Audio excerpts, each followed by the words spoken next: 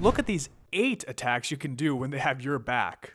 All of them fake. So when you're in a rear naked choke and you don't have time to break their ankles, you can take out your lighter, very slowly get it going, and then you're gonna burn the dude's elbow. Boom, we're back, and we're here with the 4th episode of the Bath Salts Breakdown. I'm your host Tyler with Discount Al Snow. What does everybody want? Reaction videos. Let's get into it. We're going to start off this week with an actual good move because it's used in a competition. He goes for a loop choke with only one arm, brings him down to the mat and finishes him, but also can do it in competition. Ooh, I love that. To everybody out there creating content, if you can show us the move and show how you did it live, that's really going to up your chances for it being a real move and not some fake Instagram crap. Plus, it looks like, he's a black belt too. It's not like this is a blue belt competition. Right. And I fully expect somebody to do that to me at my next tournament when I pull guard and just sit there. Long hair defense part 2. This time the attacker is coming up and grabbing the ponytail from behind, and she wastes no time turning into her attacker, getting the body lock takedown, going to mount, throwing some ground and pound, hitting the armbar, and then transitioning to the triangle for elbows and sleepy time. Now the funny thing is about these types of scenarios is she was just standing there like, please take me. And when it happens, she took him down, whatnot. She got the punches like you said. If you're in a real world situation and you're punching, don't stop punching for an armbar. Knock them out. Don't fall your back, give guard, and hopefully the triangle works. Getting stuck in someone else's side control? How about you hit him with an armbar and turn the tables? I will say this technique I can do a lot to lower belts, not so much higher belts. And I don't typically finish the armbar. It's just a good way to make a lot of space so they can't hold you down anymore. I feel like this is a technique. I see this and I think, you know what? Let's try it. And I will forget this before we're even done reacting to the video and never do it live. You know what you're also forgetting? Size. This is going to be a tough move for heavyweights to hit. You need a lot of hip dexterity. Could you imagine how much power, how much horsepower that you could throw down on that? So it's been an ongoing thing about how can you defend the rear naked choke. The first episode, we saw a lady try and kip her way out. Second episode, we had Anthony choke out the camera guy. And this guy's trying to get out of it from a very similar position. This is about how it would go. I love this. Absolutely no hooks, just straight dragging him right out of the mall and into a van to his perilous doom. And you know what I noticed, which is really common at like the lower ranks, not black belt divisions? There's always a massive like physique difference between the two of them. Like one dude is trying to win ADCC in the future. The other dude's like, I got a free weekend. He's like, hey, look, there's a purple belt tournament, and my girlfriend got me this sweet new rash guard. And the guy on top, he understood the assignment.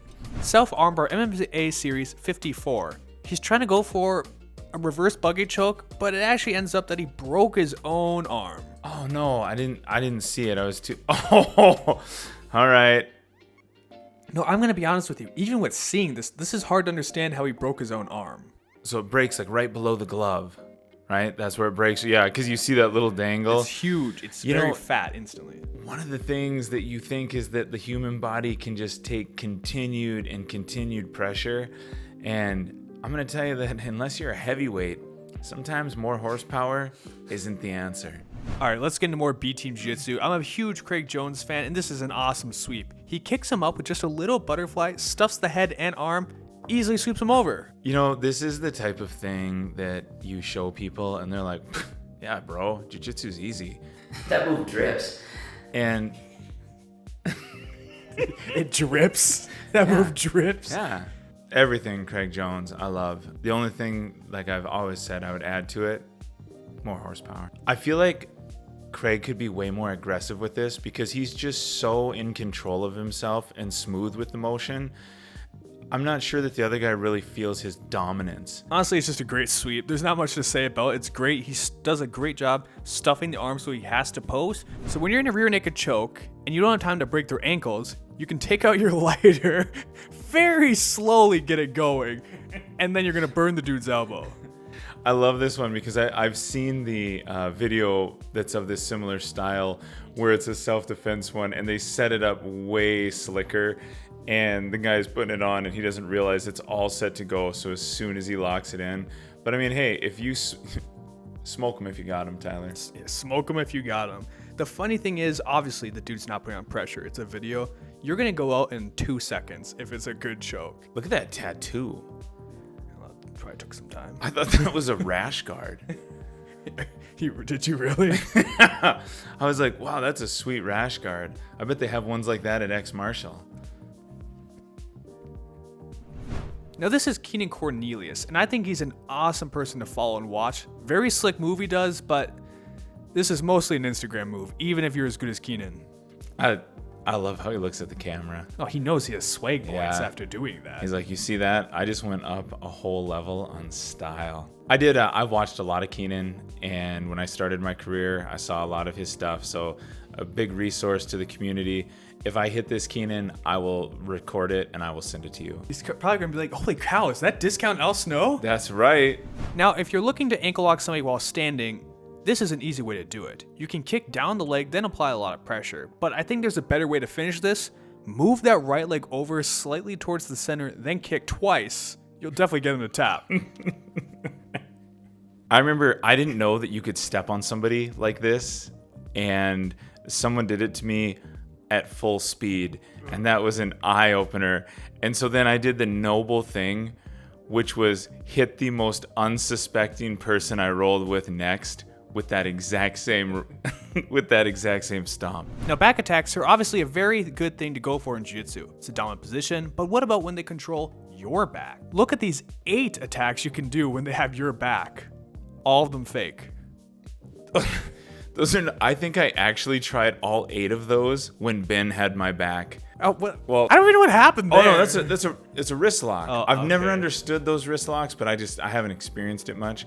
But Also, I guess I should say I lied when they're all fake. They all work. If this guy has no spatial awareness, not sure how his own body works, they can all work. Again, we got the ankle trap like we've seen before. Yeah. It's just that as you get better at jiu-jitsu, none of these will work. But it doesn't say that you don't try it. You know, I mean, Yeah, you're right. Plus, just trying these things might help open up an escape for you. We've got some more Mason Fowler showing us how to finish a different move if you can't do the armbar from mount.